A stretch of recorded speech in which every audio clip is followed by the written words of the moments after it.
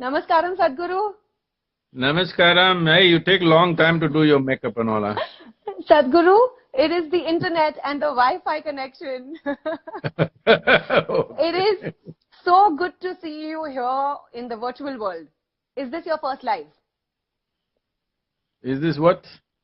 Is this your first live? Is this your first Instagram live? Instagram, yes.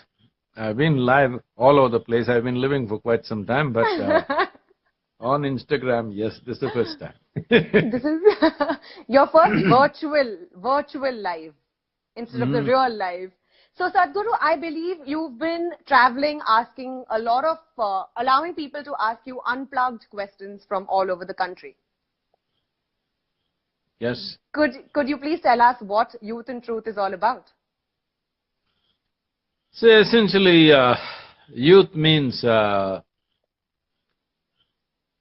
are different phases of life. Essentially, life means a certain amount of time and energy. When somebody is youthful, at a certain age, one's energy is at its peak. Most youth don't realize this. They think it's going to be like that forever. Now,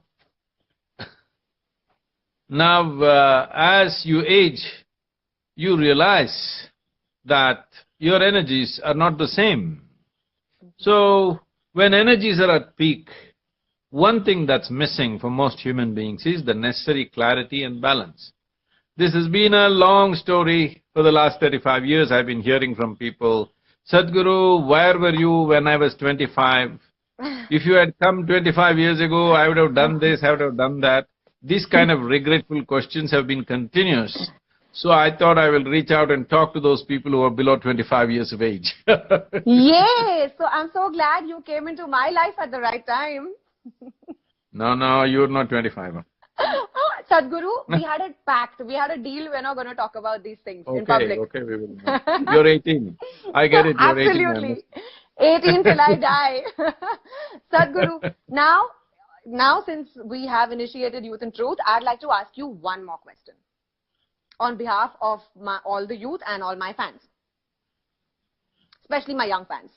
So, yes. There's a lot of peer pressure that young adolescents feel. Sometimes they feel it's very cool to hold a glass of alcohol or to smoke, even though they don't want to do it, but because their friends are doing it. What do you think someone should do to not fall in the trap of peer pressure? Can I tell you a small story? Huh? Of course, please.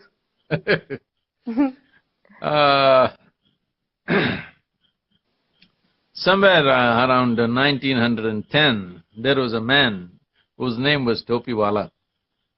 That means a hat seller. In this tropical heat, he was going from village to village selling hats. One afternoon, he settled down under a tree because he was tired, opened his meager lunch, ate it, and dozed off. When he woke up after some time, to his shock, all his stock of hats were gone. He got up, looked here, there, everywhere. He couldn't find a single hat. Then this is the usual thing, when you don't know what, you do everything possible, when you don't know what to do, you will look up at Upperwala. So he also looked up, but then he saw on the tree, there were a bunch of monkeys sitting there all with hats on. So he screamed at them, they screamed at him, he abused them, they abused in their own language. He picked up whatever he could and threw it at them, they picked up whatever they could and threw it back at him. Not knowing what to do, he took his hat and flung it on the ground, out of sheer frustration. All the monkeys flung the hats onto the ground. He picked up the hats and went about his business. And in 2018, on September 23rd, this happened. Yes, I'm getting the dates right, okay? Another man, his name also is Topiwala. He was also going selling hats all over the place. One afternoon, he settled down under a tree and opened his elaborate lunch, 21st century, you know, everybody eating more than what they should. He ate electric dabbas. and promptly fell asleep. And when he woke up, his hats were gone. he did not look here and there, he looked straight up. All the monkeys were sitting there with hats on. He got up and jived. All the monkeys jived. He made funny faces, they made funnier faces. He had all the fun he wanted to have with them. And then when he was done, he took his hat and flung it on the ground. A baboon of a monkey quickly came down, picked up the hat, walked up to him, gave him a tight slap in the face, and said, "You idiot, you think only you had a grandfather?" See, there is scientific proof that monkeys are evolving. So we must understand, we evolved out of monkeys. One basic quality of a monkey is imitation. That should not be the quality of a human being.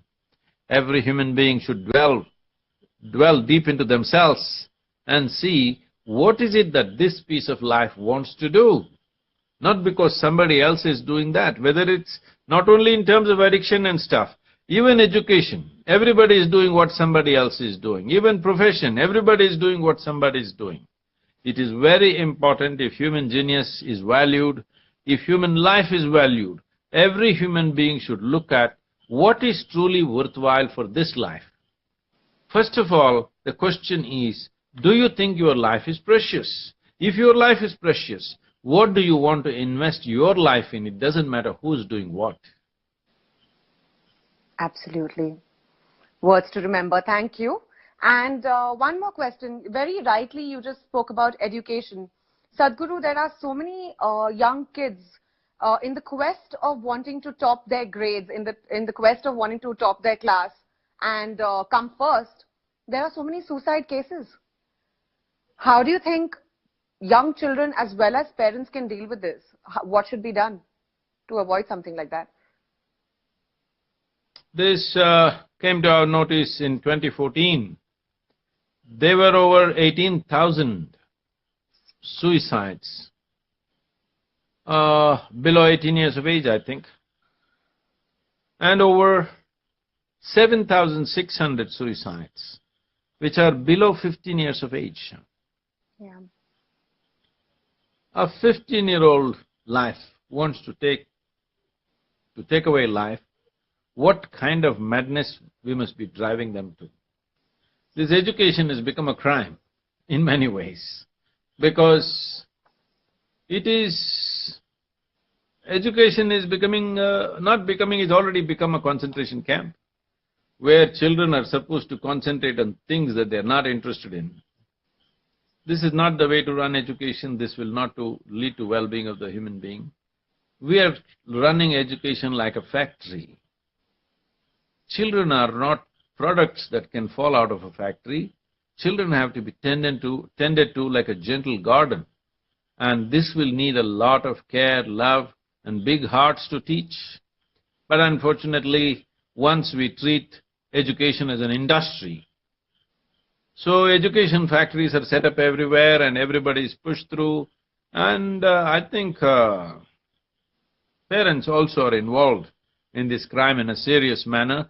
From the very kindergarten, my child is first, madness is catching up. What this means is, you want your child to grow up in a sick manner, in the sense, you want your child to enjoy what others cannot have. You learn to enjoy other people's failures. I am first means what? You are number 2 or 3 or 10, isn't it? If I am first. So I enjoy that you are below me. Once you start enjoying other people's sufferings, other people's failures, you will become sick in your head. So we're breeding this sickness all over, and we are reaping the fruits that our children are committing suicide. Once our children start committing suicide, we must understand as a society that we are doing something fundamentally wrong. So when we came to know about this in 2014, that is when we launched this thing that over 35,000 schools we taught a simple form of yoga, so that children can come to some kind of chemical balance within themselves, so that they will conduct these pressures better. But it's important, there has to be a serious reform in the way we conduct our education. We have, right now, just today I cleared this document. We've been working on this for last few months.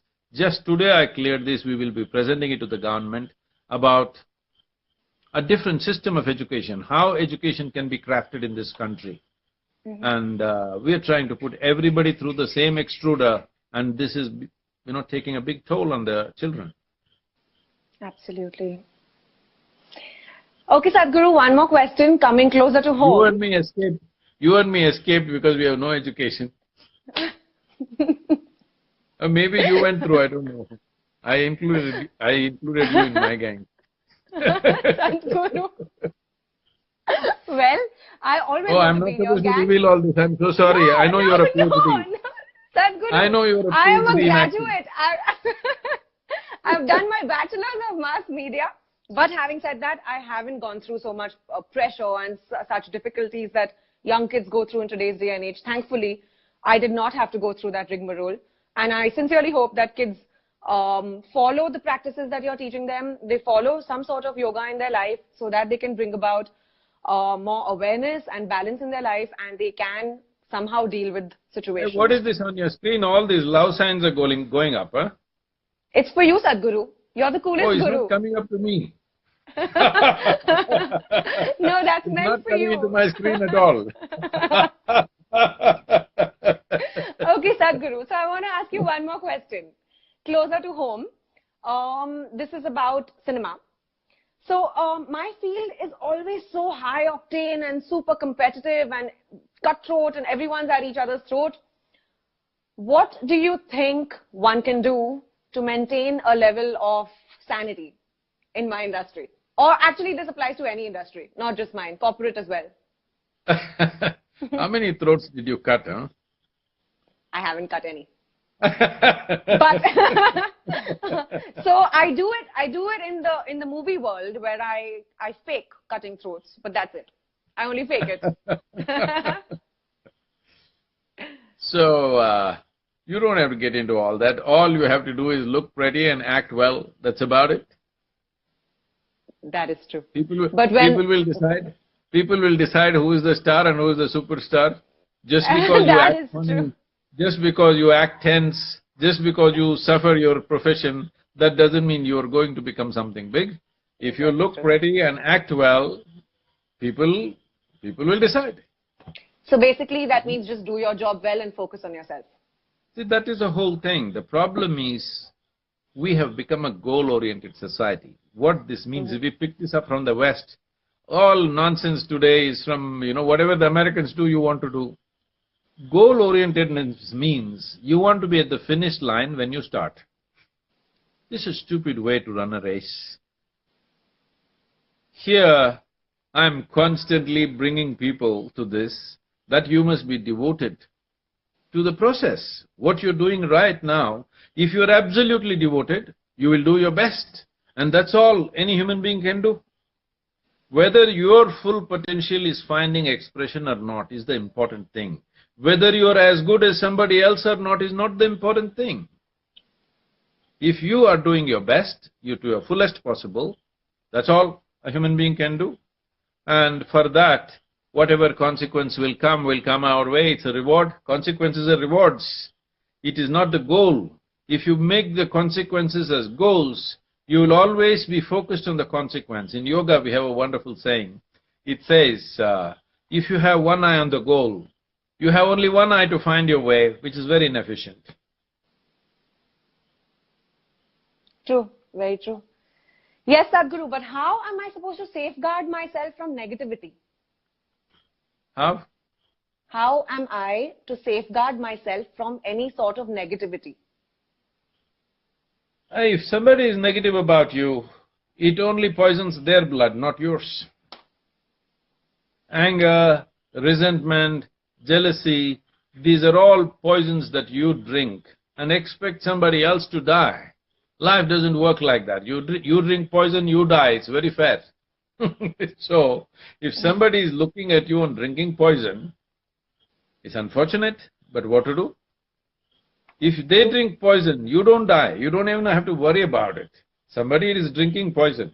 Why I'm saying poison is, there is substantial medical evidence to show that if you spend a certain amount of time in anger, resentment, hatred, jealousy, actually if we do blood work, we can show you have literally poisoned your blood.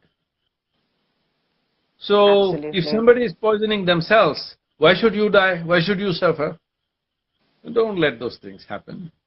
You keep your chemistry blissed out. Live and let That's live. all. Huh? Live and What is let that? live should be. Live No, and let live. I did not propound a philosophy like that. No? You live. Okay, sorry. You live, others also will live anyway. We don't have to let them live. We don't have to be so magnanimous that we will let somebody live. No, they will live. You learn to live well. Absolutely. And Sadhguru, my last question to you. There, people are going crazy here. I can see all sorts of questions popping up and hearts for you. But I'm going to quickly ask you one last question. I Please think all tell these me- love signs are from your fans, sir, to you, not to me. Sadhguru, you're being super modest now. See, they're not coming to my screen. It's only in your screen. That's how Instagram functions. It comes from bottoms up.